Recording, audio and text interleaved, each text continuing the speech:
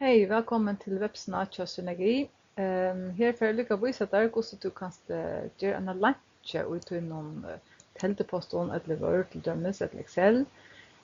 Först finner du där till synen du kan luncha till dömes lower.fo. Vi kan ta ut den här fint. Och så markerar du URLen här uppe och kopierar den. Antingen Ctrl-C eller högerklick och kopier. Så först du innat att telteposten till där.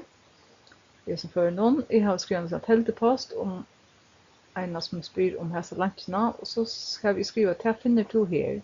Så du kan gärna att ordet här ska vara en luncha.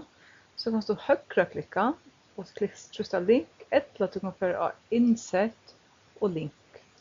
Det gör här och bara för en kommer hessen roten fram. Och här spyr Outlook så, för ska linka till. Jo, ska vi linka den adressen och här nu att kopiera. Så att man kan säga Ctrl-C, Ctrl-V, eller högerklicka och sätta in. Så nu kommer lunchen in här och så är det okej. Hvis jag nu sänder mer då till den här telteposten så vill detta bli en lunch till hela synen. Detta var det här, tack för det.